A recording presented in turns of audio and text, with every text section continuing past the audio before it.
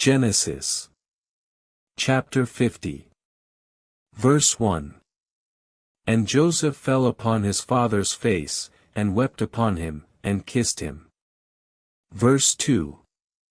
And Joseph commanded his servants the physicians to embalm his father, and the physicians embalmed Israel. Verse 3. And 40 days were fulfilled for him, for so are fulfilled the days of those which are immersed in embalming. Thee shalt not depart from thy companions 2 months, shall ye return thither. Verse 4. And when the days of his mourning were past, Joseph spake unto the house of Pharaoh, saying, If now I have found grace in your sight, speak, I pray you, in the ears of Pharaoh, saying. Verse 5. My father made me swear, saying, Lo, I die, in my burying place which I have digged for myself in the land of Canaan, there shalt thou bury me. Now therefore let me go up, I pray thee, and bury my father, and I will come again. Historical context. The Israelites traditionally buried their deceased on family property to prevent desecration by neighboring tribes. Verse 6. And Pharaoh said, Go up, and bury thy father, according as he made mention of. Thou shalt go up with him, but Shemaiah, one of the chief waiters, shall go with thee. Verse 7. And Joseph went up to bury his father, and with him went up all the servants of Pharaoh, the elders of his house, and all the elders of the land of Egypt. Verse 8. And likewise all the houses of Rachel and of Leah, also he came into the land of Canaan, as far as Ephrata, and buried him in the cave of the field at Machpelah, which Abraham had bought for a burial place from Ephron the Hittite. Verse 9. And when Jacob was gathered unto his people, Joseph returned into Egypt, he and his brethren, and all that went up with him to bury his father. Verse 10. When they came to the land of Canaan, they spake unto Pharaoh, saying. Historical context. The Israelites believed that a person's spirit could not rest without proper burial. Verse 11.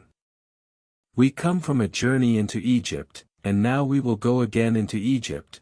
It is better for us that we tarry in the land of Goshen. Verse 12. And Pharaoh spake unto Joseph, saying, Say unto thy brethren, This do I say unto you, Stand and speak ye before Pharaoh, what is your occupation? Verse 13.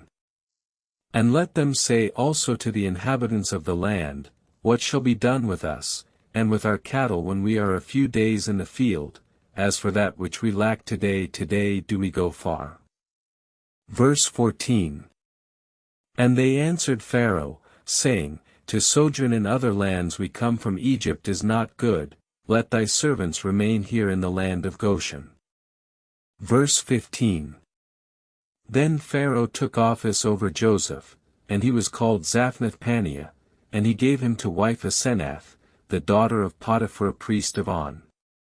And she bare him 2 sons. Historical context.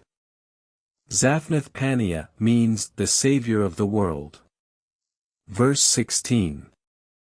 And Joseph went out over the land of Egypt, and gathered all the corn that was in the field, for there were very many people that came to Egypt. Verse 17. And he stored up all the corn that grew in the country, from year to year, for it was abundant. Verse 18. And when all the land of Egypt was famished, and there was no bread in the land, behold, Joseph collected all money that was found in the land of Egypt. Verse 19. Then spake Pharaoh unto Joseph, saying, I will make thee overseer of the whole land, thou shalt be ruler under my hand. Exodus chapter 1. Verse 1. Now these are the names of the sons of Israel, which came into Egypt with Jacob, every man and his household came with him. Verse 2. And the name of the firstborn of Egypt he called Gershom, as I said unto thee, in thee is Hezekiah, before this was born, when he was yet but a child in his father's house, said he to him, Thou shalt be a stranger in a strange land. Verse 3. And the name of the second called Shephapham, and the name of the third Ahira. Verse 4. And the sons of Reuben, Hanok, and Phallu, and Hezron, and Carmi. Verse 5. And the sons of Simeon, Jemuel, and Jamin, and Ohad, and Jachin, and Zohar, and Shaul the son of a Canaanitish woman, these are the families of the house of their fathers. Verse 6. And all the souls that came out of the loins of Jacob were 70 souls, for Joseph was in Egypt already. Verse 7. And Joseph died, and all his brethren, and all that generation. Verse 8. And the children of Israel multiplied greatly in the land, but they prospered not by reason of the bondage which the Egyptians made them to be under. Verse 9. And he wrought wisely in Egypt, making the land fruitful with stores. Verse 10. And Joseph died, and all his brethren, and all that generation. Verse 11. And the children of Israel were fruitful, and increased abundantly, and multiplied, and waxed exceeding mighty, and the land was filled with them. Verse 12. Now there arose up a new king over Egypt, which knew not Joseph. Verse 13. And he said unto his people, Behold, the people of the children of Israel are more and mightier than we. Verse 14. Come on, let us deal wisely with them, lest they multiply, and it come to pass, that, when there cometh a war, they join also unto our enemies, and fight against us, and get them up out of the land. Verse 15. Therefore they did set over them taskmasters to afflict them with burdens, and they built store cities for Pharaoh's sake. Verse 16.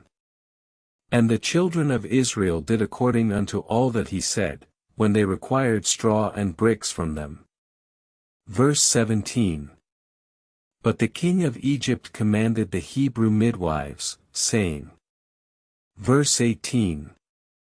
When ye do the office of a midwife to the Hebrew women, and see them upon the stools, if it be a man-child, then ye shall kill him, but if it be a woman-child, then she shall live. Verse 19. But the midwives feared God, and did not as the king of Egypt commanded them, but saved the men-children alive. Verse 20. And the king of Egypt called for the Hebrew midwives, and said unto them, Why have ye preserved every one the male children, and put away the female? Verse 21. And the midwives said unto Pharaoh, Because the Hebrew women are not as other women, for they are lively, and give birth before the midwives come in. Verse 22. Therefore God dealt well with the midwives, and the people multiplied, and waxed very mighty. Verse 23. And it came to pass, because the midwives feared God, that he made them houses. Verse 24. And Pharaoh charged all his people, saying, Every son that is born ye shall cast into the river, and every daughter ye shall save alive. Exodus. Chapter 2. Verse 1. And a man of the house of Levi went and took unto him a wife of the daughter of Levi. Verse 2. And she bare him a son, and he called his name Chosnoth. Verse 3. And the years of the life of Chosnoth were 29, and he died in the land of Mizraim. Verse 4. And when his brethren remembered that there were yet remaineth 5 sons of Jobab, and Jeshohadai, and Hodam, and Hadlai, the son of Sabdi. Verse 5. And Chosnoth begot Sabbath, the father of Maddu. Verse 6. And Maddu begot Maerd, and Maerd begot Espan. Verse 7.